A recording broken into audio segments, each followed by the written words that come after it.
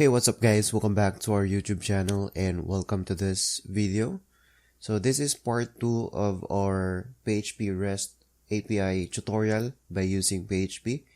And before we continue with our tutorial, let's go ahead and try to see a real world example of REST API. So as you can see, we are in the GitHub developer page and we can see here different options and different information on how to implement a certain API. So basically we can see here the different methods also that we have talked from the previous video, and we can see here the endpoint. So this is basically the root endpoint of the API of github.com. So we can issue GET request to the root endpoint to get the all endpoint categories that the REST API version 3 supports. So we can use curl https://api.github.com, and here we can also see the HTTP redirects. Okay, so we have status code 301, 302. So basically we can implement this type of redirects into our own PHP REST API. And also we talk about HTTP verbs before or methods, right? So we have head, the get, and then post. We have patch. We have also put and delete. Okay. And then we also have different options here like the pagination. Okay, so if you have like thousands of records or thousands of records, and then we don't want our user to be overwhelmed with information or overwhelmed with data, so we might want to paginate the data in our database by using some sort of like a parameter. So page, like page 2, and then every page consists of 100 records. So we can do that with our own PHP REST API. So I'm just showing you here all the possibilities that we can add into our PHP REST API. Okay, we also have this like link header. So if we want that, we can also implement that into our PHP REST API. And then we can also have like limiting to our request every day to our API. So here, as you can see, they have like 5,000 requests per hour limit. So yeah, we can also do that if we want to limit the access to our API. So now let's go back to our code editor and try to complete and start the project and actually write some code to implement our own API in PHP. So this is our base project, PHP REST, and as you can see we have two more directories, the core and includes. The core has the initialize.php file and also includes has config.php. So in config.php, we're going to add the settings and we'll try to connect to our database. So let's try to do that here. So there are a couple of things that we need. We're going to define the user. This is for our database user. And we also have to define the password for that. Okay, and also we need to define first our database name. So maybe we'll just try to name it as PHP REST, and we can try to indent this just to make it more readable. Okay, and then here we're just going to define another variable db and then new. This will be the actual connection for our database.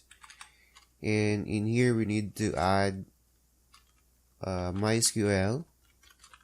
And then the host is, we can say 127.0.0.1. And then the database name will be, of course, equals to our defined database name. So that's db_name. And of course, another one for our character set.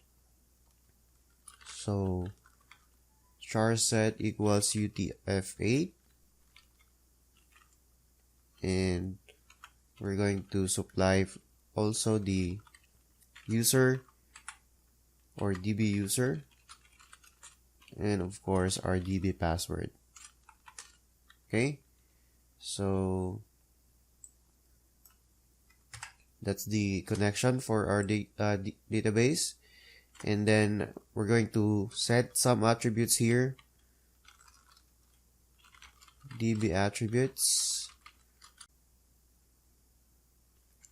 So DB set attribute,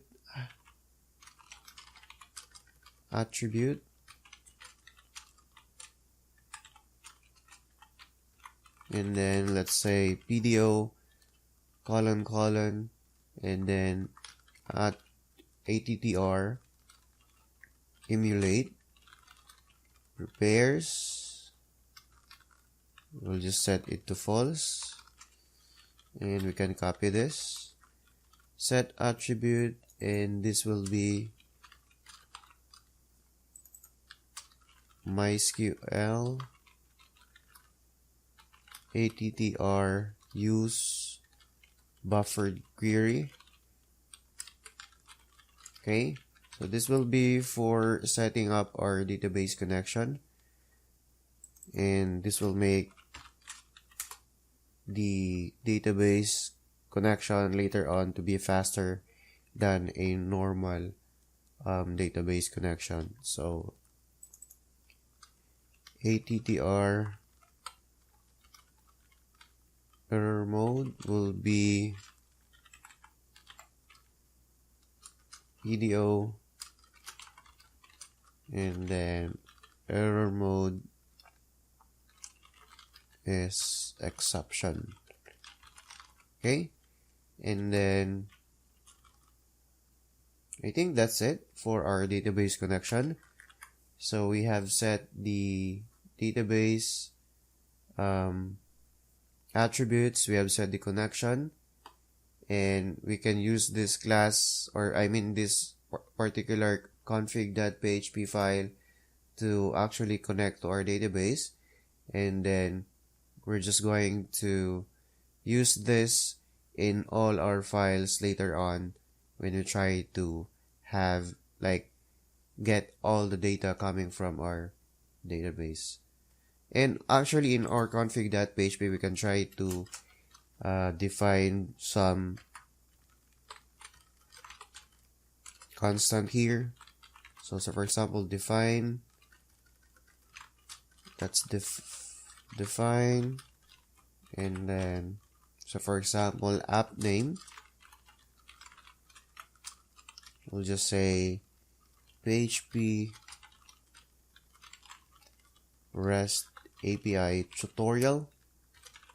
Okay, and then in our initialize.php we can we can use this config.php file and try to connect to our database.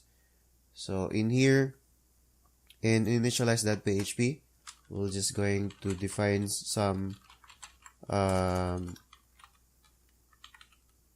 constant here. So we're just going to check first if ds, this is for our directory separator. So ds, so we're just checking if the ds or directory separator is defined. So if it is defined, so we're just going to do nothing. Or if it is not defined, let's just go ahead and define it by saying ds and directory separator, okay, and then semicolon, and then let's try to define also site root for our project.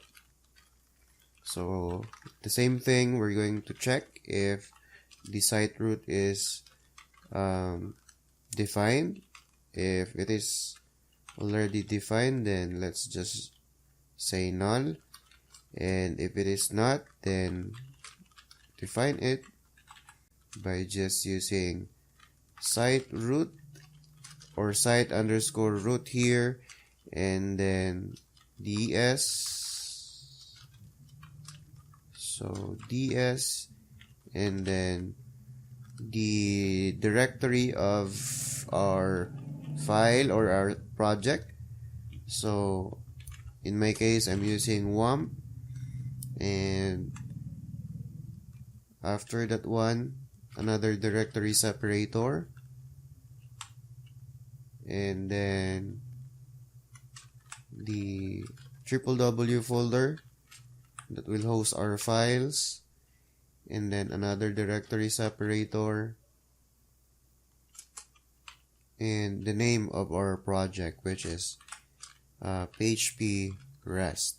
Okay, so in the next video, we're going to continue working on with our initialize.php and try to include the config.php file here in our initialize.php file. So see you in the next video, and thanks for watching.